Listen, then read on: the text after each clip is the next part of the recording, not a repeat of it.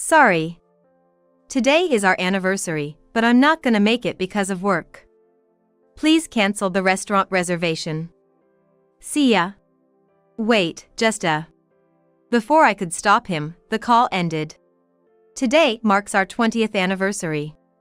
I had reserved our special memory-filled restaurant, but Jacob just bails with a single phone call. Feeling this disrespected really hurts. So, Jacob prefers his mistress over me, huh? Fine, I've got my own plans. I already knew who Jacob's mistress was. Immediately, I called certain people. Can you come over right now? Now, to make this the best anniversary for myself. I'm Mia Smith. I turned 45 this year and am a stay-at-home mom.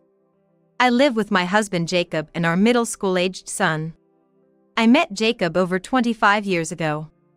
I went to college, majoring in social work, where Jacob and I were in the same class. The moment I first saw Jacob, it was love at first sight. Jacob, a young man of his time, was quite handsome. He was the life of the class, always chatting happily with both guys and girls. I recall he often got confessions from girls. I was just one of those girls who watched from a distance. Back then, I dressed plainly. Compared to the girls around Jacob, I definitely didn't stand out. I had a crush on him but never dared to initiate conversation. Jacob and I got close during a practical training event. Our department had an internship at a nursing home. The term was a week. The class was split among various facilities due to staffing shortages. This was partly because many nursing homes are understaffed and busy, often unable to accommodate more than a few students at a time. Jacob and I ended up at the same facility. When our instructor announced the assignments, I was quite envied by the other girls. I was secretly thrilled to be with Jacob. We went to the site independently, with instructors visiting periodically. Thus, it was mostly student-run. Jacob asked for my contact details, and we went to the nursing home together. Our main task was to be companions to the elderly residents. We assisted with meals and bathroom trips. After each day's training, Jacob and I would head to a nearby diner for dinner. It ended at 5 p.m., which was perfect for dinner. We both liked the diner's menu, another reason to go together. While dining, we discovered a shared love for a particular singer. That sparked many great conversations. Even after the training week, our relationship continued. We started meeting up after classes, occasionally going to karaoke together. Of course, our song choices were always by our favorite singer. There was never a dull moment between us. Eventually, we started dating. And then, after graduating from college, we embarked on different career paths. Jacob chose a career in caregiving, while I took an office job at a company dealing with caregiving products. Our relationship continued, and exactly on our 5th anniversary of dating, we got married. Jacob proposed, of course. When he proposed, Jacob said, "My job involves night shifts and an irregular schedule. I don't want us to miss out on each other's lives. So, would you quit your job and become a full-time homemaker?" My office job was a typical 9 to 5, Monday through Friday. Days off are Saturday, Sunday, and holidays. Jacob, on the other hand, had a more erratic schedule, often having weekdays off. It was hard to match our schedules for dates until we got married. I wanted more time with Jacob. So I decided to quit and become a full-time homemaker. After some time being married, our son Michael was born. Jacob was overjoyed when Michael was born. "Mia, thank you so much. I'm so happy we have a boy," he said with tears of joy. Seeing Jacob like that filled me with warmth. We would become even happier. I believed so. But 20 years into our marriage, things with Jacob changed. The sweet air from the beginning of our marriage was gone. Maybe it was because we were financially stretched. Jacob's caregiving job didn't pay much. And with Michael preparing for high school, expenses were high. So, I was always trying to save. I'd hop from store to store for cheaper groceries, and packed lunches daily for Jacob and Michael. There was no room for my own fashion, I dressed even plainer than in college. The only makeup I had was a lipstick. In this state, I felt invisible to Jacob. Worse, he sometimes looked at me with puzzlement. Perhaps he thought I had let myself go. Every time I realized this, I felt emptier. Today, Jacob was on a day shift, so he was home in the evening. He lounged on the living room sofa, mindlessly watching TV. I tried talking to him. "Jacob, the bath's ready. Why don't you go first? I'll have dinner ready by then." But he didn't respond. Instead, he glared at me silently and headed straight to the bathroom. Michael, used to this, didn't even look at Jacob. After Jacob left the living room, I let out a quiet sigh. Jacob muttered to himself, bitterly. Working every day and still no extra cash. All because of the freeloader at home. I'm really the unfortunate one, aren't I? Jacob sighed and said those words. The first time I heard him say that, I was shocked. It was Jacob who suggested I become a homemaker when he proposed. It's frustrating to hear him say this now. I understand where Jacob is coming from, though. Our son, Michael, is already in middle school. I have more free time now. So working could ease our financial burdens. I gave Jacob a positive response. Michael's getting older, and I'll start working too. It's not fair for you to do all the work. However, it wasn't the answer Jacob wanted. He glared at me. And he yelled. If you start working, won't the neighbors think I'm a deadbeat?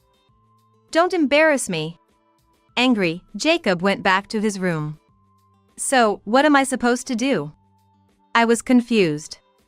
Michael looked at me, slightly worried. I was stuck in a cycle of not being allowed to work, yet criticized for not working. My spirit was gradually wearing down. Then, one day, Jacob came home in a better mood than usual. He smiled at me as he opened the front door. I'm home. Bought some donuts as a treat. Eat whatever you like, he said, handing me a paper bag with donuts. Thanks. I'll let Michael pick his favorite too. I was puzzled by Jacob's sudden gift. Mia, you're always working hard at home. I appreciate it, he said, smiling. I hadn't seen this side of Jacob in years. Please wash my work clothes too, he added, handing me his backpack as usual. Okay, I replied, taking his backpack to check the contents. That's when I felt something was off. Jacob's used work clothes were inside, and I always washed them right away. Because stains can be hard to remove otherwise. But when I was about to do the usual laundry, a woman's handkerchief fell out of the pocket. Huh? I froze, but Jacob didn't notice.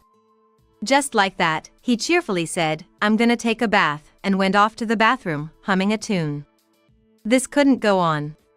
I quickly went to my room and called someone. Hello, Amelia? It's me. Mia? What's up, calling all of a sudden? Fortunately, Amelia answered the phone right away. Amelia was a friend from college, in the same class as Jacob and me. She was cute and fashionable. Quite popular in our class, much like Jacob. Initially, Amelia and I weren't very close, but we became friends after I started dating Jacob. Mia, you're dating Jacob, right? Let's hang out more. Amelia had approached me first. I was happy she wanted to be friends. And we've kept in touch occasionally since graduating. Amelia got married right after college, but, I heard, she divorced 6 months ago. About a month ago, Amelia called me. Mia, guess what? I ran into Jacob at the nursing home where I started working. It turned out Amelia's new job was at the same facility where Jacob worked. Since then, she occasionally shared stories about Jacob's workplace. So, I thought she might know something. I confided in Amelia about Jacob. I told her I found an unfamiliar woman's handkerchief. Could it be that Jacob is cheating? I asked her, my voice nearly breaking. Despite his harsh attitude, I still loved Jacob. So the thought of him cheating was painful. However, Amelia just laughed it off. Maybe he just picked up someone's lost handkerchief and forgot to return it?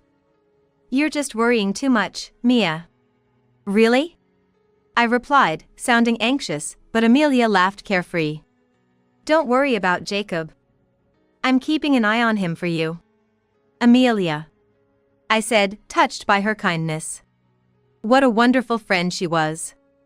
Everything would be fine if Amelia was watching over Jacob. I believe so then.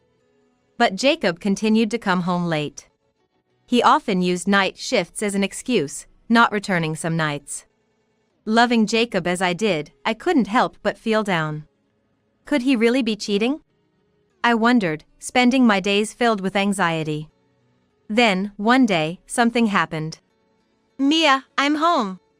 Jacob returned in a great mood, seemingly having had some drinks. It was unusual for Jacob, who normally doesn't drink much, to come home having had a few drinks. I was puzzled, and in his jovial mood, Jacob said, I worked up a sweat, gonna take a bath. Wait, just a. But he didn't notice my attempt to stop him and headed straight to the bathroom. No choice then. I sighed, picking up Jacob's backpack. As I looked inside, I noticed something. Jacob, you left your smartphone in the backpack. He always had it with him. Even in the bath. But here it was. I stared at the phone. And a notification for a new message popped up. What? No way. I froze upon seeing the sender. It was someone unbelievable. The content of the message on the screen was almost a confirmation of infidelity. My hands trembled as I held my phone. As I stood there, more messages kept coming. All from the same person. Unforgivable. I silently took photos of all the incoming message notifications. Then came our wedding anniversary. Every year, we would dine at our special memory-filled restaurant. Michael was at his grandparents' house for the day. I had splurged and reserved an extraordinary course for the evening. The reservation was for 7 p.m. I had told Jacob the time in advance and was waiting for him at the restaurant entrance. 15 minutes before the reservation, I was already there, waiting. Despite everything, that he would at least honor our anniversary. I believed so. But my faint hope was soon shattered. My phone rang. It was Jacob. Jacob? What's up? I thought he might be running late and hurriedly answered. But Jacob just laughed carelessly and dropped a bombshell. Sorry. I know it's our anniversary, but I can't make it because of work. Cancel the restaurant reservation. Bye. Wait, just a. Before I could stop him, the call ended. Today marked our 20th anniversary. Despite reserving our memory-filled restaurant, Jacob canceled with just a call. Moreover, he didn't seem to feel guilty at all. Being disrespected to this extent, I was extremely upset. I went into the restaurant, apologized, and canceled. It was a last-minute cancellation. I paid the full amount of the course as a cancellation fee. I was filled with regret. Not just about the fee, but also for causing inconvenience to the restaurant. I'm sure they had prepared the course meal already. It's heartbreaking to have caused trouble for our memory-filled restaurant. I had a good idea of where Jacob might be. Recently, I saw a message notification where someone invited Jacob to a dinner at a luxury hotel. He chose his mistress over me. It seemed like a spur-of-the-moment dinner invitation. More expensive and exclusive than the restaurant I had booked. He must be at the luxury hotel having dinner with his mistress right now. Clenching my fists in frustration, I thought. Jacob chooses his mistress over me. Fine, I have my own plans. I already knew who Jacob's mistress was. It was time for action, to turn the tables on him. I'm done caring about Jacob. His ruining our anniversary completely cooled my feelings for him. I'm going to get my revenge. I emailed Jacob. Michael and I are going to have a Christmas party at my parents' place. We'll stay over and come back tomorrow evening. The luxury hotel was likely just for dinner, so if I said this, Jacob would probably bring his mistress home. Sure enough, Jacob replied soon after. Sorry. Have a nice time with Michael and your folks. I'll relax at home alone after work. Jacob seemed completely unsuspecting. He's so clueless, I thought, gripping my smartphone. Then, I immediately called certain people. Can you come over right now?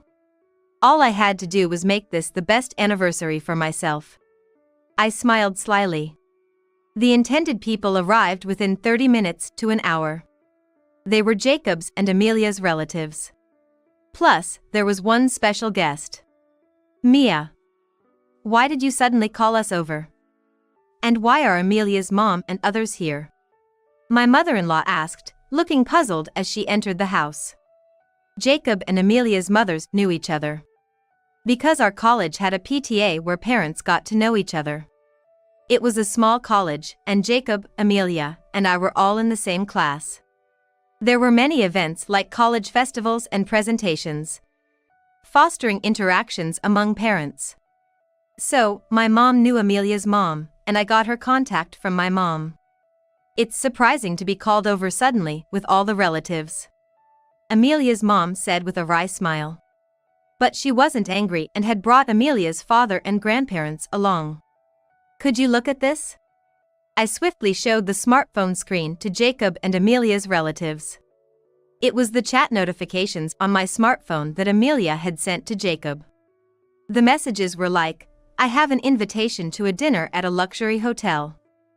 Let's go on a date, and it's your anniversary with Mia, right? You'll prioritize your lover, me, of course? What is this? My mother-in-law's expression turned pale, a complete shift from before. It was her own son, Jacob, caught in infidelity.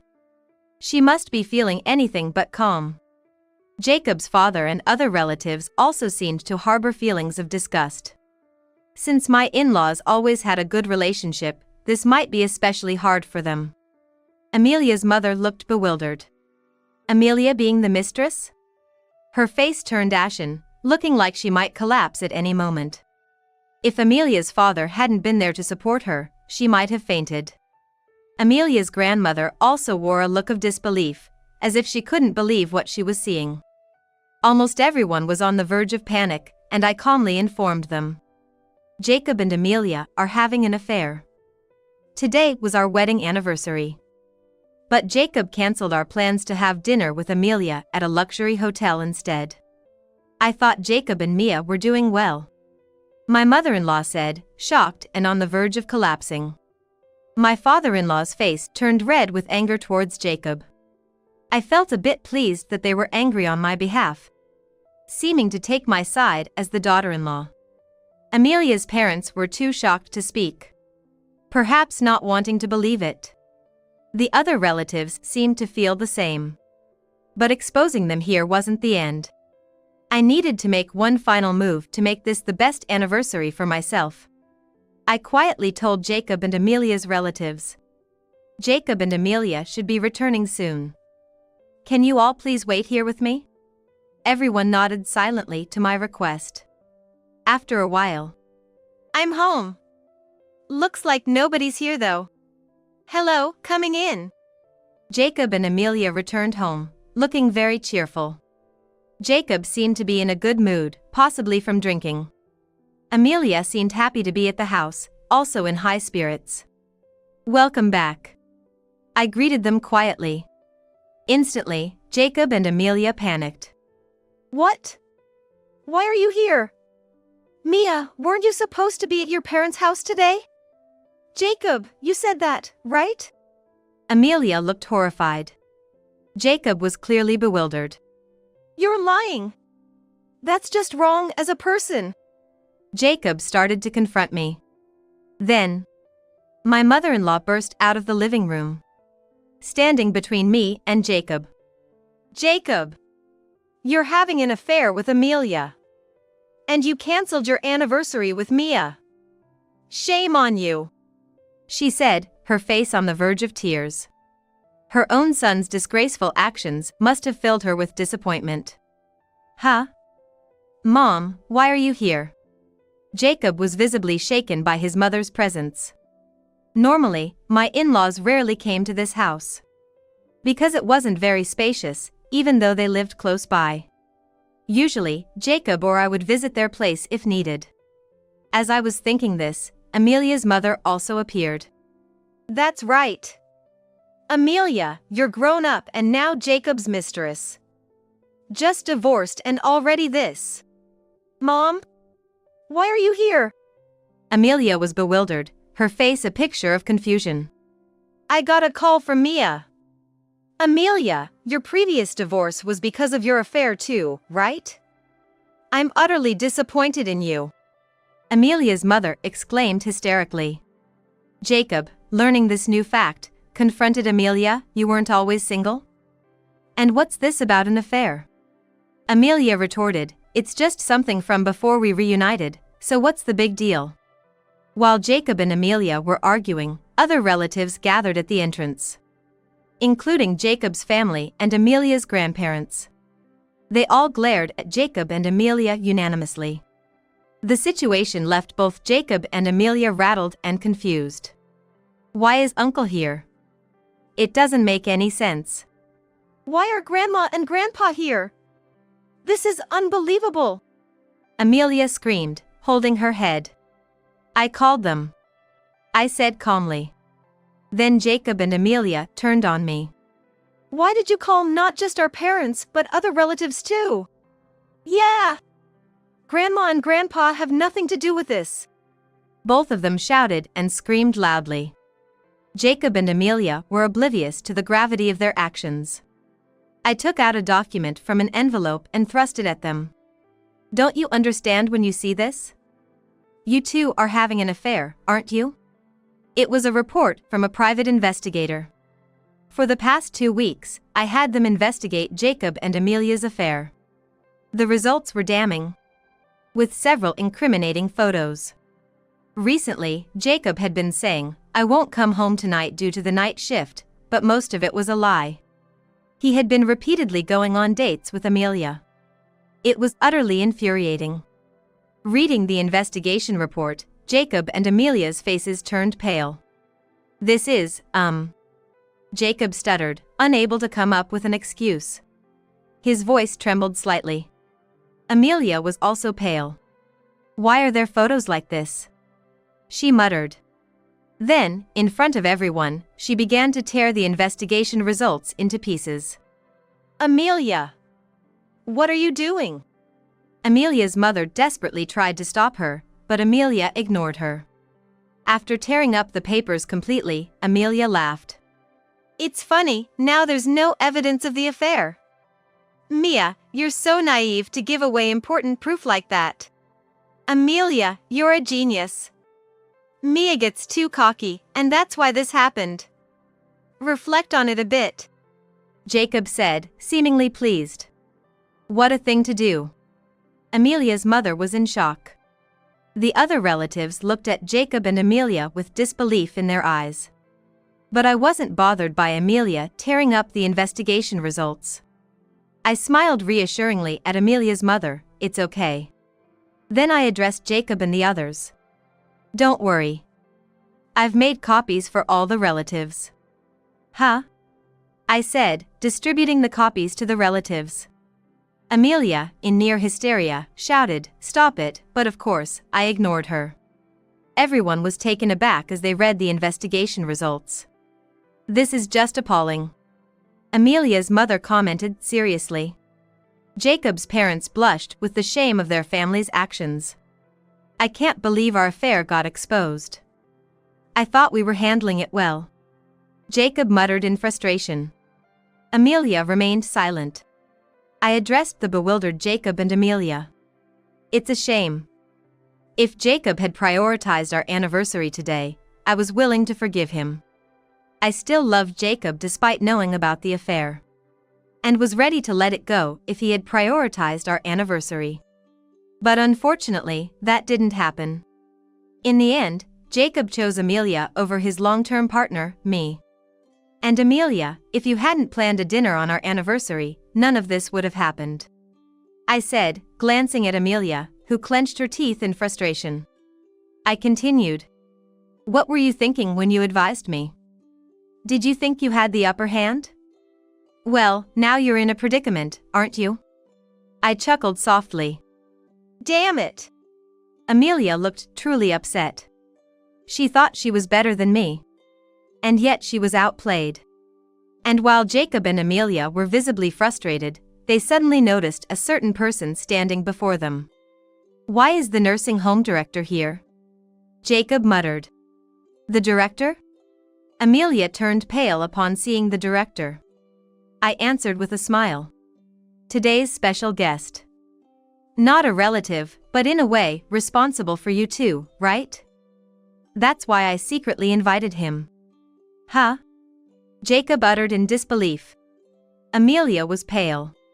Knowing Jacob's workplace, it was easy to find the contact details. I was unsure if the nursing home director would come, but upon explaining the situation, he immediately agreed, saying, I'll be there. He felt a sense of responsibility as he had hired Amelia. Upon arriving, the director immediately apologized. I'm sorry for the trouble caused to you. He apologized. But it was Jacob and Amelia who were at fault. I reiterated this and asked the director for his help. He readily agreed to. Then, the director began to speak calmly. I'm disappointed in both Mr. Smith and Ms. Wilson. Especially Mr. Smith, who has a wife. He sighed deeply. This is not an affair. This is not an affair, it's just a way for the staff to get to know each other. Jacob stuttered, trying to make an excuse. Amelia nodded desperately in agreement. However, the director held a copy of the investigation report I had given him, leaving no room for escape. You call this get to know each other? The director opened a page, revealing a photo of the two embracing. Ah. Jacob slumped to the ground, seemingly drained of strength. Amelia looked utterly hopeless. Mr. Smith and Ms. Wilson will be on suspension starting tomorrow. Prepare for further appropriate actions. The director firmly informed them. No! Please, director! I absolutely don't want to lose my job. Jacob pleaded, trying to cling to the director. I don't want this either. I finally got employed. If I lose this job now, I'll be lost. Amelia said and cried bitterly. Despite the chaos, I turned to Jacob. Jacob and I are getting divorced. Michael's custody will be mine, of course, you agree, right? I said with a smile to Jacob. He had neglected his family to this extent. So surely Michael and I weren't needed anymore. But Jacob was unwilling to accept it. We can't divorce in this situation. I might lose my job. And it wasn't serious with Amelia, just a moment of madness. Amelia reacted strongly to his words. Huh? Jacob, you said you would divorce Mia and marry me. I believed you. Shocked by Jacob's rejection, Amelia finally broke down into uncontrollable sobbing. Her mascara smudged, making her face a mess. Yet, Amelia continued to cry. But there was no sympathy for Amelia. Her parents looked at her with cold eyes. Jacob, too, found himself without any allies. His parents and relatives were casting blameful glances at him. Jacob faltered under such circumstances, stammering, No, this is. Watching Jacob's comical disarray inwardly amused me, and I said, Since Jacob's affair is the cause of the divorce, I'll be claiming alimony and child support. And of course, I'll be demanding compensation from Amelia as well. The mention of alimony elicited an exaggerated reaction from Jacob. Alimony and child support? With my meager salary, there's no way I can pay that. Be reasonable. Even Amelia, who had been crying, glared at me and yelled. Right. There's no way to pay with such a low income. Do your research before you say such things.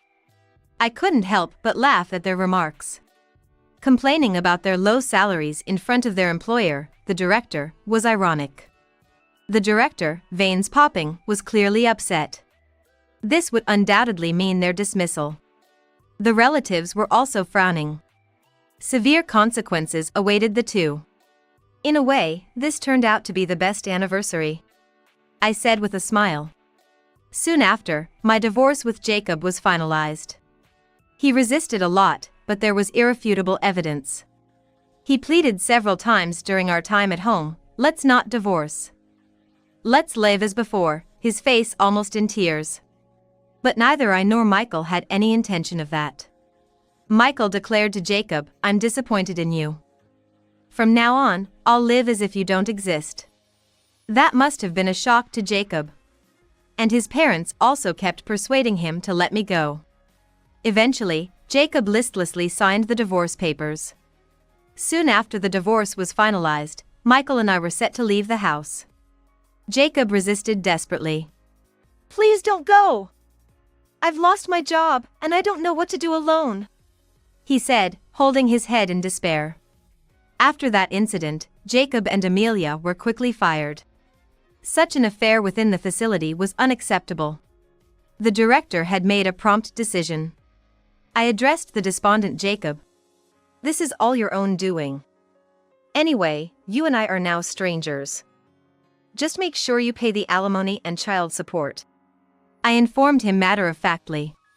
However, Jacob clung to me desperately. I've been disowned by my parents. My relatives look at me coldly. I have no money, and there's no way I can afford alimony or child support, Jacob said, crying bitterly.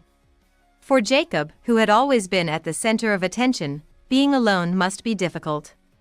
But it's his own fault. And he needs to reflect and pay for his actions. Amelia managed to pay a standard amount of alimony, with her parents covering it. She's supposed to repay them now. Though Amelia hasn't been disowned by her parents and relatives, she's facing a thorny path ahead. The affair scandal was quite disgraceful. She'll likely face comments from relatives at every turn. Amelia is now working day jobs to pay back the alimony her parents fronted. The work is tough, and at her age, she's bound to struggle for a while. After that, I returned to my parents' house with Michael. My parents were very worried, and I felt truly sorry. But I couldn't stay down. I immediately started job hunting. Finding a job as a former homemaker wasn't easy. I couldn't get past the document screening, and even when I finally got an interview, I didn't get the job. I cried over rejection letters.